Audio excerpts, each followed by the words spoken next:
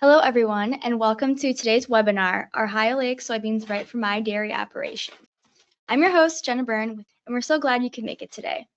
Today's presenters will help us walk through understanding the science, implementation, and economics of high-oleic soybeans to better understand this first question. First, we have Dr. Kevin Harvatine, Professor of Nutritional Physiology in the Department of Animal Science at Penn State University. Joining him is Dr. Alycia Bales, Animal Nutrition Technical Support with Caledonia Farmers Elevator, or CFE, out of Michigan. And finally, we're pleased to welcome Paul Dyk, MSc PAS, an independent dairy consultant with GPS Dairy Consulting, based in Wisconsin. Each of these speakers will have time to answer questions as well as at the end of the webinar. Right now, we're just going to run a quick poll gauging your guys' interest in the topic today.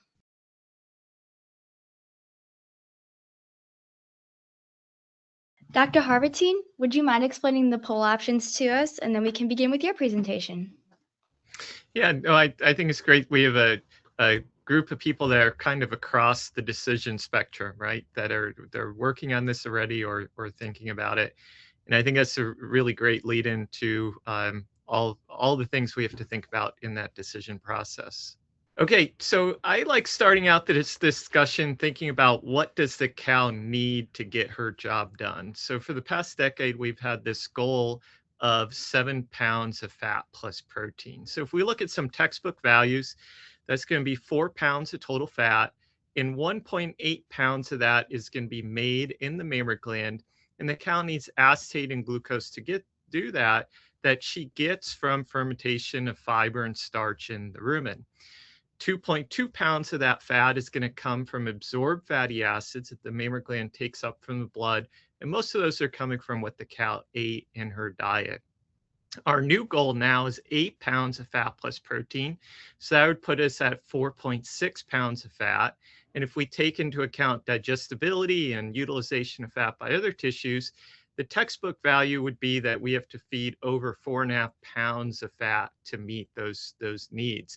Now, don't try to feed that amount of fat, but I think it gives you some good perspective that we really need to think about providing fat to support milk fat, because a cow does not make milk fat from thin air. Go ahead to the next slide. So why roasted soybeans? I like to put these in the category of called economical and rumen available fats. So soybeans generally about 20% total fat. This does vary depending on if you have full season or double crop soybeans. A little bit of difference between varieties and season because that oil gets added last during the growth period. We used to always think of soybeans as a protein source, and we cannot forget that they are very high in protein also. So they're 40% crude protein, and also a really good source of intestinal digestible rumen unprotected protein. So depending on how we're roasting, and if we can get that right, we're going to be 50+% of crude protein is going to be that intestinally digestible RUP. Also, remember when we're feeding a whole soybean, we're also feeding soybean hulls as part of that. So they're 13% NDF.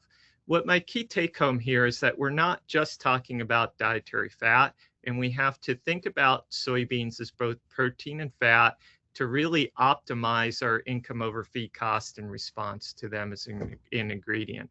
Next slide. So I like to think about dietary fat starting with our basal ingredients.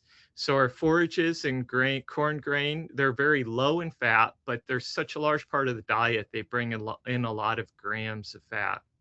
So even without feeding any high fat ingredients, we're at say 2.5 to 3% dietary fat. So we need to support milk fat needs. We're going to start bringing in some higher fat ingredients. We first bring in rumen available sources. So these are generally sources that are higher in unsaturated fat, but they're more economical than our rumen inert sources. How much of that we can feed is going to depend on the rest of the diet, because our upper limit there is based on our risk for causing milk fat depression. Once we've reached that limit, we're going to start bringing in our rumen inert fats. So soybeans, especially high-oleic soybeans, they fit into this rumen available category. And the benefit is that they're going to be a little bit lower risk in milk fat depression. So they allow us to feed more in this middle category. Next slide. So there are multiple high-oleic soybeans that have been developed. If we look at our conventional soybeans, they're about 54% 18-2, and that's the fatty acid that's the highest risk for milk fat depression, and they have about 8% 18-3. So 18-2 and 18-3 are polyunsaturated fatty acids that have a high risk for oxidation. We don't worry about that so much in dairy nutrition, but in human food, that's a big issue because oxidation is rancidity. So these high-oleic varieties were developed to allow longer shelf life of products and longer fry life of those oils when you were using them for frying. So we have a couple different varieties available. Plenish and Soy-oleic are the ones that are widely available in the US. And generally they're 75 to low 80% of oleic acid. And that increase in oleic acid decreases our 18-2 and 18-3 concentration. Now, I want to point out, oleic acid is not something new in our diets. So conventional soybeans, corn are about 20% oleic acid. So we've had quite a few grams of oleic acid in our diets already. Also, our traditional calcium salts are made out of palm fatty acid distillate, which is about 40% oleic acid. So this isn't a new nutrient for us. It's just that these high-oleic soybeans are very high in oleic acid, and a way for us to increase them in the diet and at the same time reduce this 18-2. Next slide. So 18-1 is lower risk for milk fat depression than 18-2, and I just wanted to give a little bit of the biology to this. So 18-1 and 2 are unsaturated fatty acids, and the microbes in the rumen are going to try to make those into saturated fatty acids. Under normal rumen conditions, that 18-2 goes through a number of intermediates, first one being the normal CLA that you're probably familiar with having some good benefits for human health. It's then converted into a trans 18-1, and under normal conditions, this has no effect on the cow. If we have altered rumen fermentation, so we have too low a pH, or we have too much starch, too much unsaturated fat, we change the microbial population, and rather than making that normal CLA, we get a bunch of other CLA intermediates produced. Some of those are the ones that are bioactive and turn off milk fat synthesis in the mammary gland. What's interesting is that oleic acid is being metabolized by the microbes, but it's not converted into these bioactive fatty acids. It skips that step. It goes through the trans 18-1s. So this allows it to be lower risk for milk fat depression, that it's not contributing to the amount of those bioactives, but it still is some risk because it can alter or modify the microbial population. Next slide. So I call this my most academic slide. So high-oleic soybeans can increase, decrease, or not change milk fat yield, but it's not an entirely random event. So what causes each of these occurrences to happen? Well, the least frequent is going to be decreased milk fat because of milk fat depression. So these high-oleic soybeans are not zero risk. They're lower risk, but they're not zero. But if you have a diet that's already very fermentable and you have very low pHs, this could push you over the edge and you could get some milk fat depression, but that's going to be the least likely to occur. In research experiments, we've mostly seen that when people have fed high-oleic oil, which is very rapidly available in the rumen. Often we see increases in milk fat because those diets were low in fat, because a lot of times we just can't afford to purchase that fat to push levels up. So if we had low-fat diets and the cow was short on fat, high-oleic soybeans allow us to increase dietary fat, and we will see milk fat responses in many of those conditions. But there are times where either that diet was already sufficient in dietary fat, or that cow is able to make up for that low-fat diet through de novo synthesis, and we do not see an increase in milk fat. But in those cases, the normal benefit is that these soybeans are replacing higher-priced ingredients, and we're increasing income over feed cost by decreasing feed cost rather than increasing milk production. Next slide. So I wanted to show data from one of the first experiments we did that I think shows a couple of these occurrences that that you'll see. So here we had conventional soybeans in high-oleic soybeans fed at either 5 or 10% of the diet. Now, these were higher producing peak lactation cows. Sorry, this is in kilos, but these were just shy of 100-pound milk yield. And milk fat was lower, but this experiment was done in 2018, so our average milk fat was lower at that time. But the conventional soybeans did have a little bit of milk fat depression. What's interesting that when we went from 5 to 10% soybeans in both the conventional and high oleic, we increased milk fat by 0.2 units. So that shows that just by increasing dietary fat, we can sometimes get an increase in milk fat. But if we compare the high oleics to conventional, the high oleics were always 0.15 to 0.2 units higher than the conventional. And that's because we reduced the risk for milk fat depression. So the bottom line, that trans 10-18-1, is our indication of milk fat depression. And we reduced that by almost 30% with the high-oleic soybeans. So again, this demonstrates a couple things that we can see happen. As we feed more dietary fat, we can get a milk fat response in some cases, and high-oleic soybeans allow us to feed more fat with a lower risk for increasing milk fat depression. Next slide. So how much high-oleic soybean can I feed? Well, it depends. They're lower risk than 18-2. So they're lower risk than conventional soybeans, but the more you grind them, the faster the oil's available in the rumen, the higher your risk is going to be. It's going to depend on the rest of the diet and the stability of the rumen.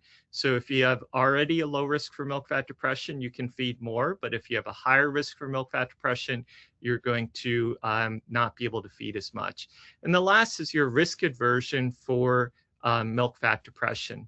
So there's some folks that never want to have any occurrence of milk fat depression. They're not going to be able to push to as a high a feeding rate. There's other folks that say, I'm okay with getting milk fat depression. I'm just going to be very careful about monitoring so I know when it happens. And when it happens, I'm going to change my diet and fix it. We do know that when you have milk fat depression, you can solve the problem usually in 14 days. Next slide. So what are the data on feeding high-oleic soybeans? Well, prior to last month's National Dairy Science meeting, there's about 10 controlled experiments. There's at least another half dozen presented last month, generally a positive response. The magnitude of milk and milk fat depends on what it's being substituted for and if the diet is protein and fat limiting, and the risk of milk fat depression. So again, it really kind of depends on the situation and the rest of the diet. Next slide. So in summary, high-oleic soybeans are a great opportunity for many dairies. They can be a good source of homegrown or locally grown economical fatty acids.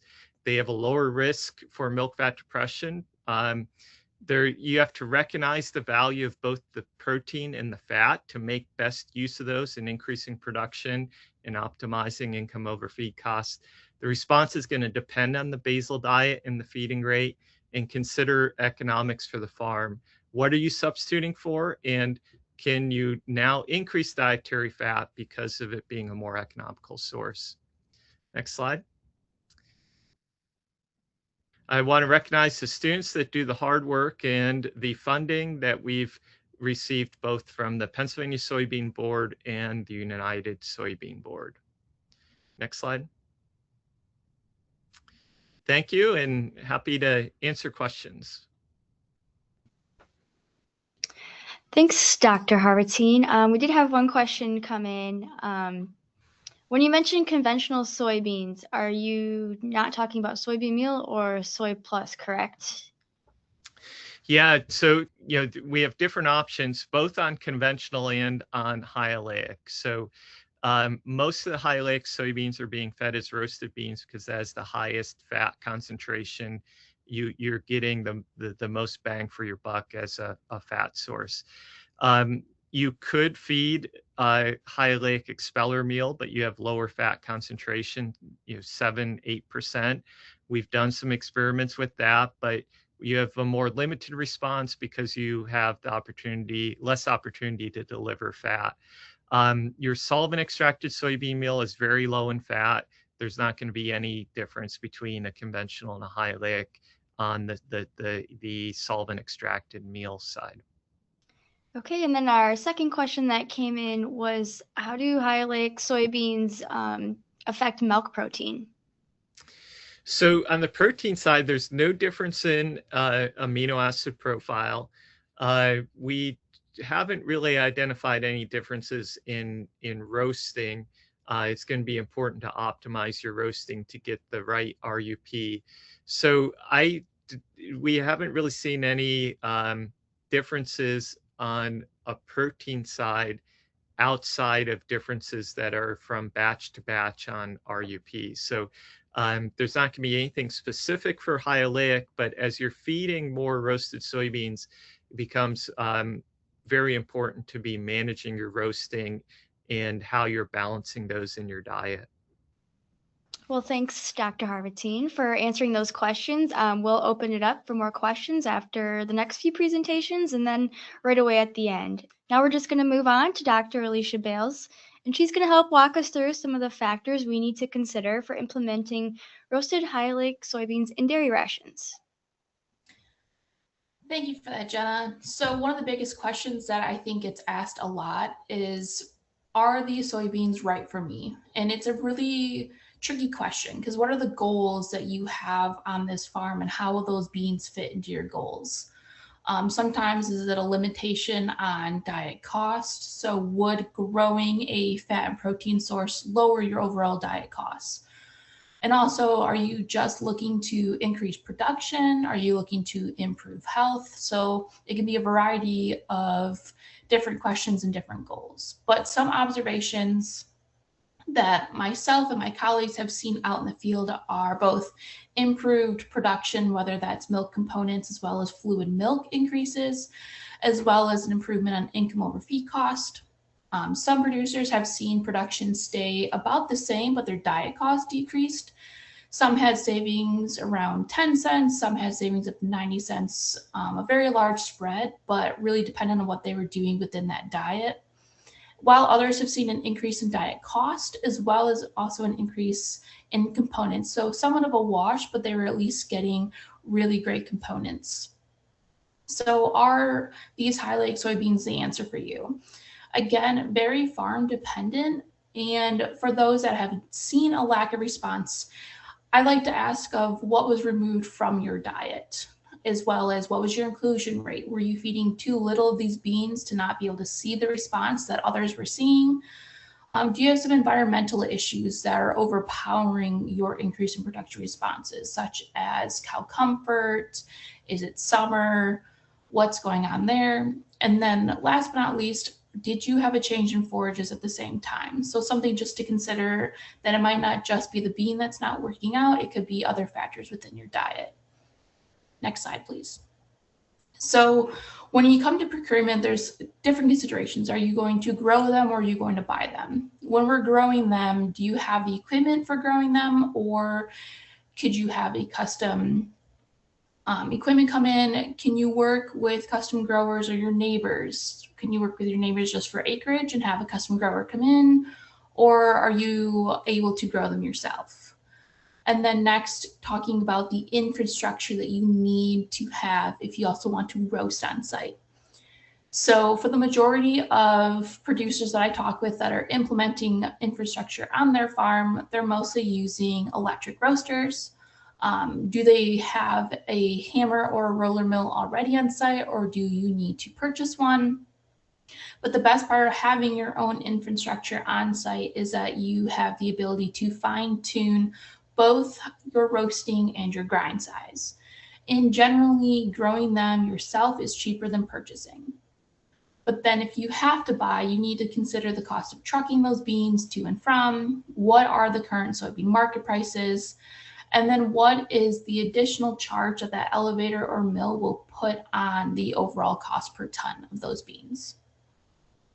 The one thing that you don't have the opportunity with when you're buying them is the opportunity to adjust roasting and or your grind size. So that's something to consider, and ask the company that you're receiving these from, or your neighbor, if say your neighbor's growing them for you, are they evaluating the soybean process? And which is something that I think is extremely important to make sure that you are getting the proper gross and grind size that you were expecting. And then, are all these soybeans processed together at the same time, or are they bringing in different beans from different locations, so you're getting very different batches each time? And then overall considerations, the biggest one is to keep that ID preservation of the High-Oleic soybean. So it's very critical that these soybeans do not get mixed with conventional for both a dairy cow health and production standpoint, as well as the seed company logistics. So for considering this, what's your storage on farm? How can you keep these beans separate? Where are you going to store them to make sure that there is no mixing of them? And then the initial infrastructure cost, it's going to be a costly investment, but it can be paid for quickly depending on your cow's responses. One of the biggest questions I do get asked a lot is, will the processing of these beans impact the fatty acid profile? So what I wanted to show here is, in this table, I have whole beans and then ground beans, both raw and roasted. They're all high-oleic. Within the yellow sections, what I wanted to show is that there's minimal changes in the fatty acid profile within the whole group when you're just considering raw versus roasted, as well as when you just look into the ground group, the raw versus the roasted. But when you consider the red sections, really looking at that palmitic, the oleic, and the linoleic, so our C16, C18-1, C18-2, the big differences there are between the whole and the ground. And these were two different batches across two different studies. So as we can see here, it's not necessarily within the batch where we're going to have fatty acid differences when we're roasting them. It's mostly field to field differences. And then there's differing types of soybean roasters. One of the more common ones are your flame roasters and your electric roasters, whether that's the infrared ones or the ones that are more of an oil chamber. But there's also hot air, drum, and an oil jacketed auger. And when we consider the different heat systems between them, whether that's flame, convective air, thermal oil, infrared, or indirect, we also need to understand that there are differences in our RUP control, our PDI consistency, specifically when we look at amino acids, the lysine damage risk, and as well as just overall output, how much are they able to get out? So definitely something to consider when you're looking at purchasing them or using specific mills that might have different types of roasters. Two of the main ones that I see either at a mill or on farm are the flame roasters and the electric roasters. Now the flame roasters, this is truly an open flame, so you have the potential for burning and fires. But the best part about these roasters is they have a wide range in capacity. So you can have small ones that do about 1 ton an hour all the way up to about 20 ton an hour. A cleaner and a cooler is definitely recommended, especially when considering all the fines and the holes that can go into this roaster for burning, which then can obviously cause fires. But it does need a supervisor at all times because you are working with an open flame. But when you consider an electric roaster, this one specifically is an oil chamber one. It is a more even roast and it has a huge reduction in the risk of burning, but it does have a low capacity. So it typically is 4 tons and under per day. But it's perfect for dairies that are up to about 2,000 cows. And it can run 24/7 without a constant supervisor. And then post roasting, it's really important to do some soybean testing. Here I just have Rock River, Dairylands, and Cumberland's, all 3 different labs, all great labs, but this is what they offer when it comes to looking at getting your soybeans tested. All 3 are great. You'll get really great results from all 3. But the biggest issue between all 3 of them is that we have a huge length in turnaround time. So by the time you get the results back from any of these labs, you're already going to be feeding these beans for a while. But It's really important, again, to get them tested no matter what, just so you know what you were feeding and what to expect from the rest of that batch. And then when it comes to particle size, just looking at past data that's out there as well as what's kind of out in the field right now. So far, when we look at particle size on a micron basis, anything under 600, we're going to really lose a lot of our protein digestibility. 700 to 800 is the current considerations and has done really well for producers that I've talked to, as well as my own studies.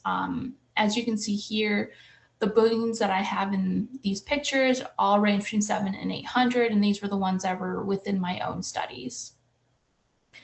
And then some farms can do really well with halves in the quarter to half cracked, but the reason that they can work well on certain farms is also mostly based on their basal diet. And then if you're feeding whole beans, you're still going to get a small amount of production out of them, but you're going to have less utilization. You're going to see a lot of them floating in the manure and mostly just see money coming out the back end. There's a lot going on this slide, but just to consider everything that I just talked about, but also going forward when we're doing our ration balancing, is everybody asks of what can I pull out of the diet to include these beans in there. And so when we consider the fact that these beans can replace other soybean ingredients, they can be a great replacement for bypass soybean meal as well as heat treated soybean meal. But it is really, really important to consider the fact that you still need to have conventional soybean meal in there, or high-oleic soybean meal, because you still need RDP as the cow has RDP requirements. So this is really important for heavy corn silage diets. And then high-oleic expeller meal, I haven't really touched on that, but Dr. Harvatine just did. It can also replace heat-treated soybean meal, but one of the biggest considerations is the oil content. So the expeller meal is going to have closer to 6 to 8% oil, whereas a regular heat-treated soybean meal is going to have 1 to 2% oil content. And then when it comes to roasting, again, these roasted soybeans are going to provide RUP, and they're also going to decrease our anti-nutritional factors. But our roasting temperature, our time, and steeping time is very crucial to these beans and how well they're going to perform. Additionally, raw soybeans can be fed, but they'll need some additional bypass protein ingredients to make sure you're hitting your RDP requirements. And you can use heat-treated soybean and or blood meal to get your RUP up.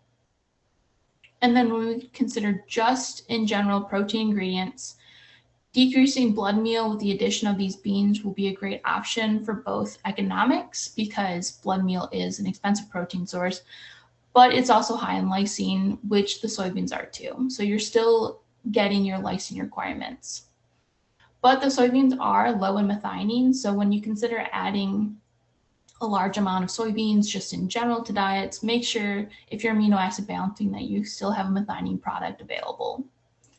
And then when it comes to fat supplements, I didn't touch on this or show any of my previous data, but it would be recommended to remove traditional calcium salts. Dr. Harvatine kind of showed the fatty acid profile differences of them, and as well as our mixed saturated fatty acid prils. So those two can come out, but I would encourage to keep the palmitic prils in. We have some previous data from Michigan State showing some really great increases in milk fat production when you have both a palmitic prill and the soybeans in. And then inclusion rates, there's going to be huge ranges. And for fresh cows, I would say safely anywhere from 2 to 6 pounds per head, a high group anywhere from 6 to 12, and then maintenance maybe 2 to 4 pounds per head per day. And this is all going to be, again, dependent on what your basal diet looks like. Do you already have fat supplements in?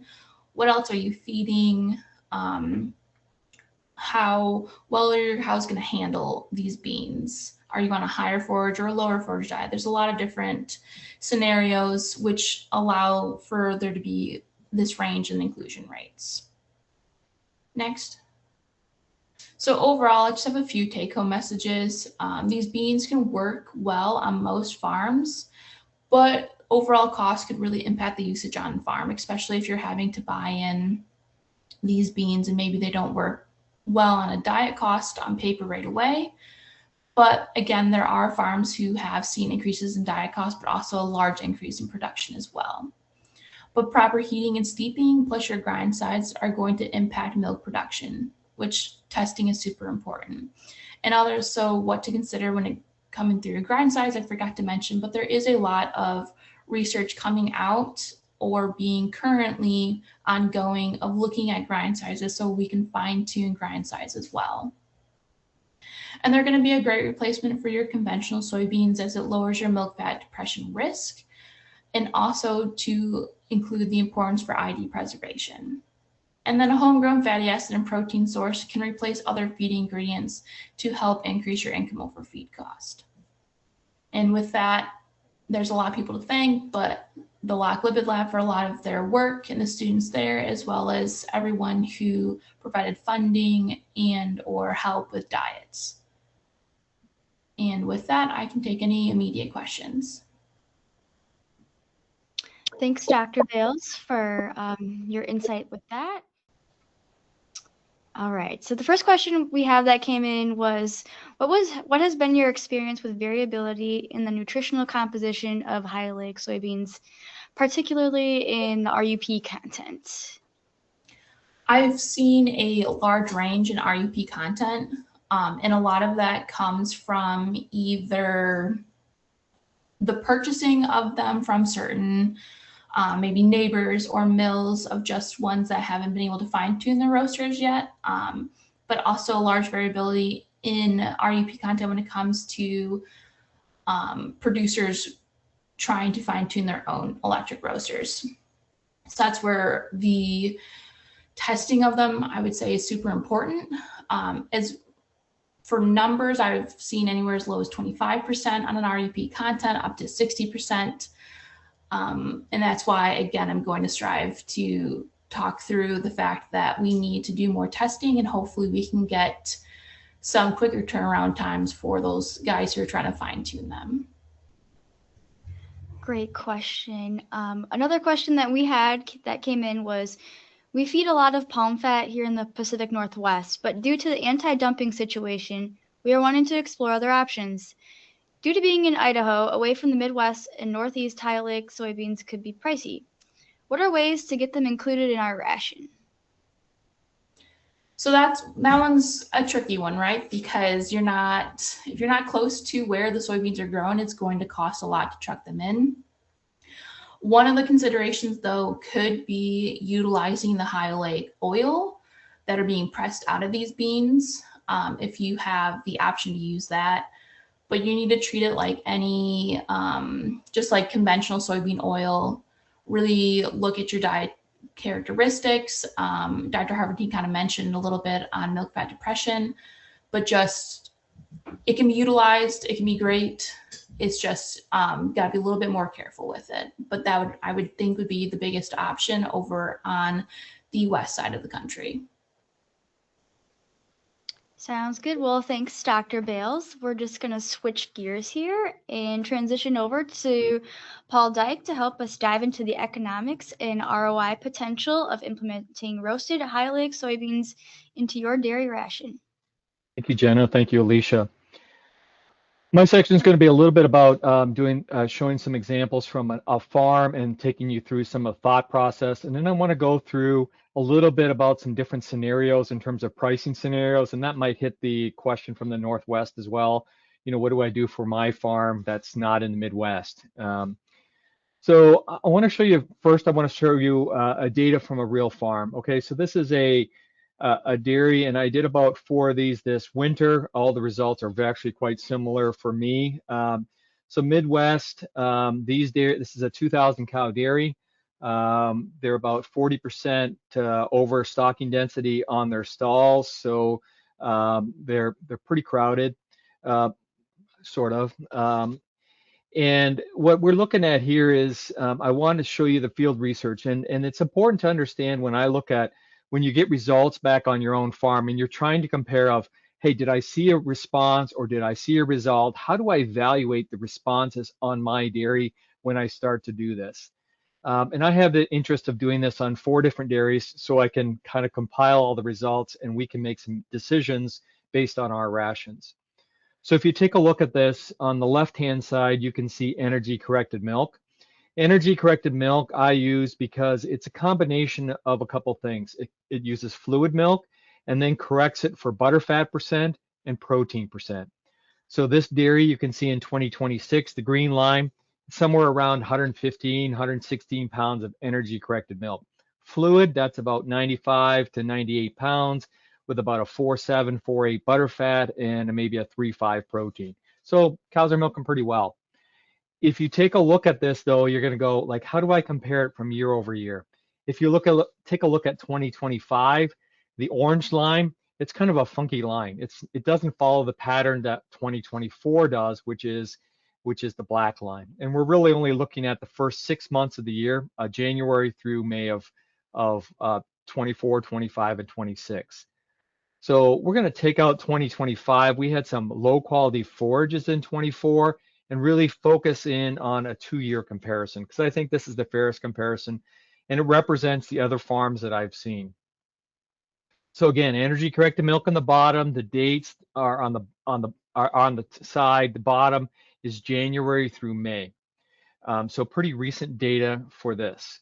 So if we take a look at the first part of the year, January through the middle of February of this year, pretty conventional diet that I have, a well-balanced diet. It's got blood, it's got a lot of fat, a lot of corn silage, BMR corn silage on this dairy, and cows are milking pretty well in that scenario.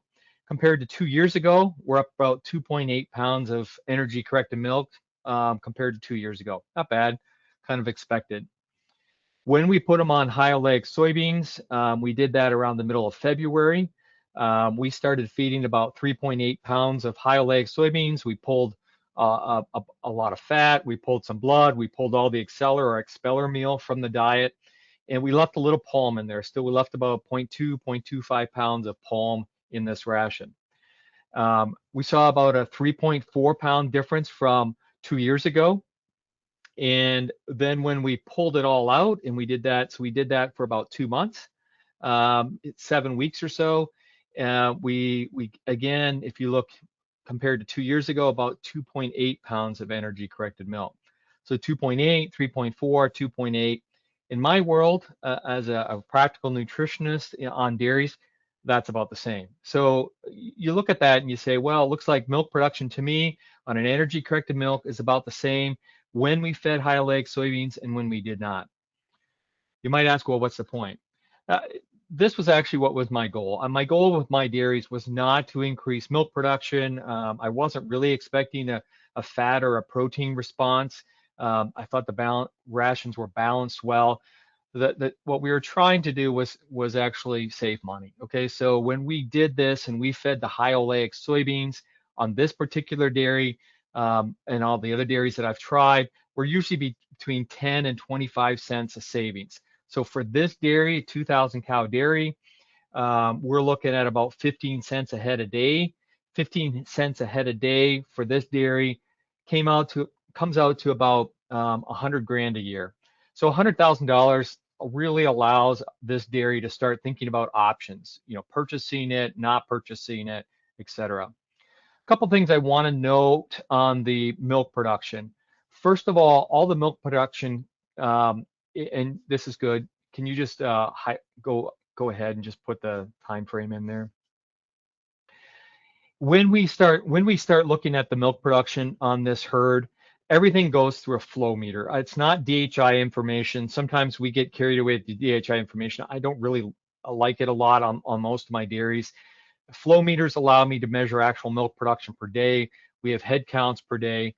The butterfat and the protein percent is coming from the actual processor. Again, not DHI information. So we have daily components coming on the dairy. So daily milk, daily components, daily animal numbers. So the production numbers here are as real as I can be. I know some of you like to look at things a little bit differently. I use ECM. Some of you like CFP, combined fat and protein. Pounds of fat, pounds of protein coming from these cows. If you can take a look at the top right screen, you can see we hit about almost 8 pounds of CFP. We did on some individual days, but not quite as an average yet. So we're getting there. And, you know, through the trial phase, through those, you know, 2 months, we probably hit around 7.8, 7.9. And then later on, we were at 7.7, 7.8. Nice increases year over year. And you would go, if you did it before and after, you might come to the conclusion, hey, cows went down in CFP. Well, compared to 2 years ago, about equal. If you look at butterfat percent, herd was averaging about a 4.8. You know, as we at the beginning of the year, yeah, really high numbers, just like everybody else is seeing these days. Maybe a touch higher than some. And then during the trial period, went down to about 4.7. And then, as expected, through the usual seasonal differences, we saw about a 4.6, 4.7 at the end of this period. It's very similar to what I've seen in my other dairies, the seasonal trend. If you squint real hard, maybe there's a butterfat decrease. I don't think so. I really, again, call it a kind of an even deal. One thing about, same with the protein, see no differences. I would say one thing I did do on all these dairies that I've worked with is this 3.8 pounds. I put it all in a day. I switched the entire ration in a day. So I had 0 pounds of High-Oleic soybeans in February 12th. And in February 14th or whatever the date was, I switched the ration completely. So to me, I didn't really have, a lot of times you do smooth transitions on ration changes. For this one, I did not. I kind of wanted to see what the cows would do. And that would line up with my other dairies where I haven't seen a whole lot of negative effects by going pretty aggressively to a switch. Now, if you're going to feed 6, 7, 8 pounds, I might be a little more cautious going that high that fast. Can we go next slide? So things that I did do, as Alycia alluded to, I did, of course, the value of the roasting, the RUP, so I need to take that into account. I did drop off some blood meal, not all of it. I dropped out the expeller meal or the exceller meal in this case. I took that all out of the rations. The decreased purchased fat, yes, there were some calcium salts I took out. I did leave some palm, and some other blended fat sources were taken out as well. And then adjust the canola and bean meal. On paper, the rations are pretty similar, you know, with small tweaks here and there, and that was the goal in this scenario on these farms. Next slide. 10 to 30 cents is a little bit closer. I haven't seen anything that's coming to 80 or 90 cents savings. I just haven't seen that. 10 to 30 cents, and really 10 to 20 cents has been more typical on most of my rations that I've been working. Perhaps if I'm a little more aggressive in the future, I'll get a little bit higher savings. But to repeat what Alycia said, there is things to consider. Transportation of your beans to and from a mill, storage costs are real, cost to roast it at a mill, cost to the mobile roaster if they're coming to your farm, cost of purchasing a roaster, and I'll go through some of those scenarios.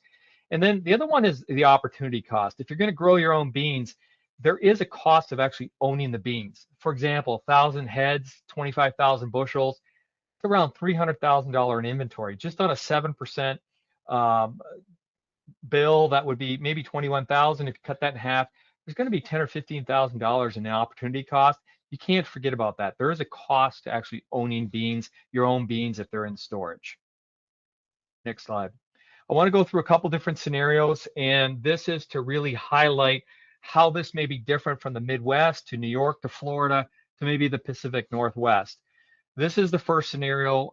This is the numbers that I used looking at in February and March. We had $10 beans. We are paying about $1 premium on those beans, so about $11 beans. To me, $4.80 on High-Oleic soybeans. There's probably $50 in there for roasting, $50 shrink or so at the time. Exceller meal, $3.49, bean meal, $3.30, canola, $2.60, blood, $10.40, and then fats around that $1,700.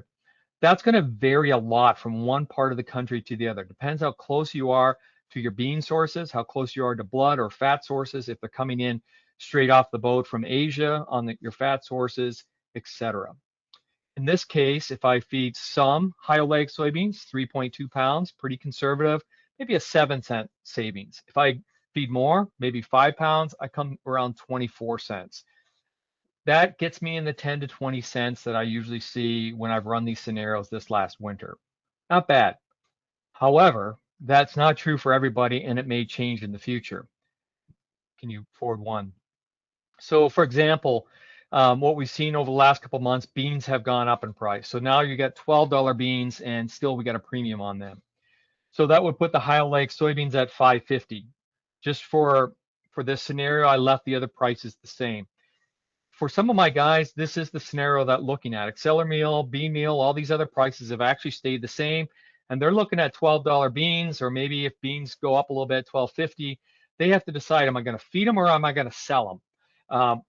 If it's 13 bucks, I'm telling them it might be better in their interest to lock in the rest of the ingredients and sell the beans. So at that point, it's kind of a wash. You know, maybe 4 cents down or 7 cents up. For those guys, that might be the right decision. So it depends on the price of beans and the other ingredients. Next scenario.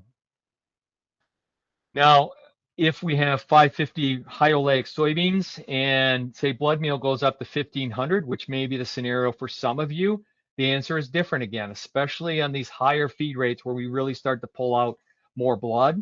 We might end up with a 20 or 30 cent savings because we're feeding a lot of high-oleic soybeans and we're really starting to pull the blood out of the ration, being more aggressive in that scenario. Next scenario. Other scenarios we might see, 450 high-oleic soybeans, but palm and other fats are cheaper. We've thought there might be a glut of some of the fats coming into the market. We thought that might happen this fall. With freight rates, depending on what happens on the wars that go around the world and freight, that could change the scenarios. If fat prices are really low and you could lock that in, which is difficult to do, it might change your perspective. In that case, the savings might be less as well. One more scenario. The other scenario we might see is high palm fat prices, high fat, high blood prices, and savings might go from 19 cents to 56 cents. Can you go just one ahead? So the question really is for you in your area, how do I make this decision? If I'm going to buy a roaster, can I afford to do that? You know, what is my current situation? So you really want to talk to your nutritionist, go through the scenarios in your geography. What would it cost to grow high-oleic soybeans, or what would it cost to bring them in? And how does that compare to my other ingredients? A lot of my producers here in the Midwest, we're really thinking about risk management. So, you know, these are all great scenarios, but they're saying if I grow them today, I really want to take out the risk of blood or fat prices going up really high. If they go really high, I'm not worried because a big part of my cost is covered by my high-oleic soybeans. So a number of my guys are trying to grow their own beans. That's not always possible. They don't always have the acreage, but if they do, they're looking at it because they're going, I just want to take out the risk. I want to lock in milk price, have my high-oleic soybeans locked in. I know what the price is. Yes, there's a weather risk. There's a risk that I can't combine them, but they're looking at a little bit more homegrown forages to reduce risk. So that's kind of lots of scenarios, and for your situation, please do the math and spend some time thinking about that. Next slide. We have looked at some of the costs of the roasters out there. The electric roaster, as Alycia mentioned, it is a nice kind of roaster, 5 tons a day, can work up to a dairy that fits a lot of scenarios out there, maybe 1,500, 2,000 cows. But the cost is not minimal. I mean, we're talking equipment, 110,000, 52,000 for another roaster. So you're looking, you know, 150 to 200,000. This is an investment. This is a long-term investment. Do you really want to put the money into the roaster if prices on fat and blood meal change next year? Are you sure you want to do this? Next slide. There is the one, as Alycia mentioned, you know, 270,000 for a gas roaster. This would be another option. This one has a little bit more capacity, of course. Now we're looking at 18, 20 tons an hour. This is going to give you the capacity that you need. And there's more capital outlay, let alone the roaster plus the buildings are going to cost you some money. So you got to do the math. Next slide. On-farm roasting. So this is the scenario that I've seen a couple people do. There is some guys that have been doing this for a long time on conventional beans in the Midwest. This can be an option for some guys. You can go through all the math here and you can figure out, you know, it's usually roasting per minute, a charge for the grinding, of course. And so in this scenario, when we've run this, we're looking at about 40 bucks a ton. to roast them and grind them. Now, the one thing that's not in here is shrink. I think people sometimes forget about the shrink, not if you're having a local mill do it for you, the roasting, they bring it back. Shrink is going to be somewhere between 8 and 12%, depending on what they're charging you. So in my scenarios, we have, say, 40, 50 bucks for the roasting, roughly. And then we're probably going to add another 50 bucks on because of shrink. So if you got raw beans coming in at, let's say, 450, the roasted are going to be probably priced around 550 a ton, because $50 of roasting, $50 of shrink. Do not forget the shrink. The shrink is important, and there's no way around it. I've seen some people say maybe the shrink isn't 8%, maybe it's 6. That said, I think 10 or 12%, probably 10% is kind of the number that a lot of people have been using.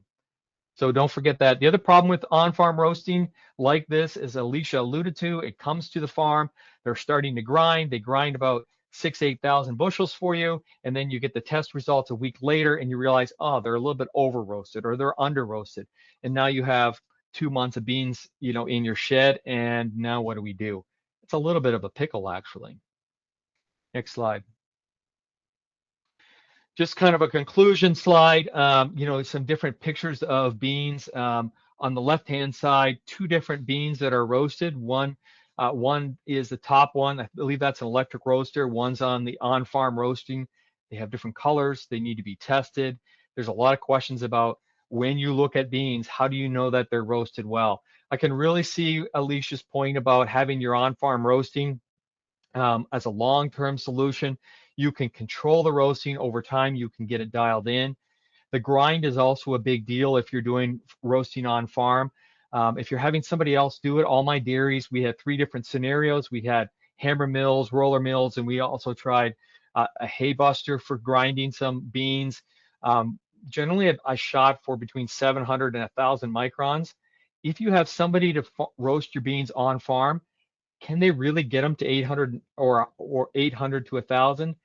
I'm not sure that's possible. And when they can't get it there, how are you going to fix that? So again, spend some time, think about it, think about your roasting. How are you going to measure success? How are you going to measure the roasting of those beans? And do you have the processes in place for quality control? Are you ready for that risk? Next slide.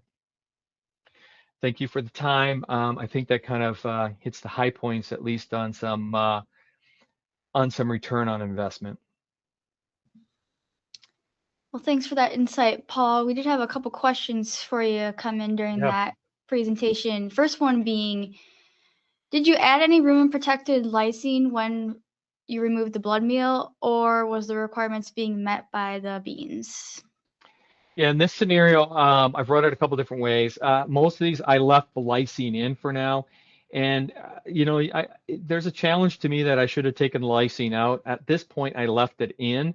And as I'm increasing the beans and as we're feeding them over a longer period of time, I'll probably pull some of that out just because I'm probably meeting the requirements at that time. I would say most of the ration balancing programs on CNCPS underestimate the value of lysine on roasted soybeans. I think if you're using NDS or AMTS, the values on roasted soybeans don't match what Exceller or Expeller meal is, and they actually underestimate. So you'll see the lysine values in your ration program actually go down a little bit, even though I think they're probably not that different. Okay, and then our last question for you here, Paul. How do I get started? If I wanted to start tomorrow, what was the first step I would take? Aha. First step is to find out if you can get any beans. I think that's the challenge. If I wanted to go out and buy beans today, right in the Midwest, I can't find High-Oleic soybeans to purchase tomorrow morning. So the question is, where am I going to get them from? With my dairies, we found some beans to run for a month or 2, and they're all growing their own beans this year. They found acres. If you are saying, hey, I live in an area and I don't have acres to grow beans, who's going to grow the beans for you? Where are you going to acquire them from? There are some bigger acreages in South Dakota. There might be in Iowa this year. I don't know if those have been identified. But then to say, can I partner with somebody who has beans? Second part is, how am I going to get them roasted? Am I going to do on-farm roasting, or am I going to buy my own roaster? That's a big decision. I would tend, if you can, to have them roasted locally somewhere and try it out. Try it out for 2, 3 months, 4 months with your nutrition, saying, does it fit into my system? Am I happy with it? Am I happy with the results? And then step up from there. So first thing is, can I buy the beans? If you can't buy the beans, if you can't acquire them, you can't grow them, this doesn't matter. And then step into it slowly if you can. And maybe a third part to that that's really important, making sure the beans are getting ground right, ground and roasted right. If you can't get that dialed in, you're going to be disappointed. You're going to see beans come out the other end. If you're going to start feeding 7 pounds of High-Oleic soybeans and they're not ground right, you're going to see them out the other side. Or if they're not roasted right, you're going to see a performance difference. Have that long discussion with your nutritionist to make sure you're targeting it correctly, and then really lay out what are the savings. If I'm only going to save a nickel, is that worth all my time and effort? If it's 25 cents, well, now we're talking. I would buffer the expectations on performance. If your ration is under, it's not balanced quite right today, you'll probably see a performance increase. If you're increasing the total fat in the diet, yeah, you're going to see an increase in milk. But if it's balanced well today and you're getting 7.5 pounds of CFP, I would be careful on expecting more milk from that. Well, thanks for that, Paul. We had a lot of great information coming at us today from 3 very knowledgeable people. 3 takeaways from today's presentation. First, we heard how High-Oleic soybeans should be valued for protein and fat, and roasting is critical to enhancing the protein quality. Secondly, the response to High-Oleic soybeans depends on the starting diet. If a diet is low in energy, there may be bigger production responses. And third, it's critical to run the numbers with your nutritionist. Every farm scenario is unique and not one farm is the same. And I think that goes to show these people can certainly attest to that. Moving on. As you can see on the screen, we have a really great website with a lot of information to kind of back these presentations up. So you can type into your browser and find us at can.ussoy.org or use your phone to scan the QR code. And we do have a bit of time for more questions here. I had one that came in for Dr. Bales. You had mentioned to remove calcium salts. Why is that? I said remove the calcium salts mostly because they do contain anywhere from 35 to 45% oleic acid. So if you're feeding them in conjunction with the soybeans, you're going to get most likely a better bang for your buck with the oleic acid coming from the soybeans than the calcium salt. Now, I don't want to negate the fact that the calcium salt does contain a good chunk of palmitic acid in it. So if that is your palm source, then maybe you and your nutritionist will find a way to keep them in. But just from an economic standpoint, the beans are probably going to be more economical in getting your oleic acid content in the diet that you'd like. Perfect. Thanks for that, Dr. Bales. And last question, just so we stay within the time limit here. And this is for any of the panelists to answer. What about feeding High-Oleic beans harvested as haylage for small operators? I'll jump in on that one because I had got that question a while ago. So the oil, my understanding is in the agronomics, the oil is actually what is added last to the bean. So if you're harvesting that at an early stage, you're not going to have the oil in that. So the best I can tell is that there would be really no big difference between a conventional and a high-oleic with a forage type harvest. Well, thanks, Dr. Harvatine, for that. We're just going to wrap up here. If anybody has any additional questions, feel free to send them our way. But we heard from 3 great people today with a lot of insight for us. And we appreciate our viewers for taking the time to be with us today. And we hope that you found the information valuable. Again, please don't hesitate to reach out at our website for more information, and have a great rest of your day and week. Thanks, guys.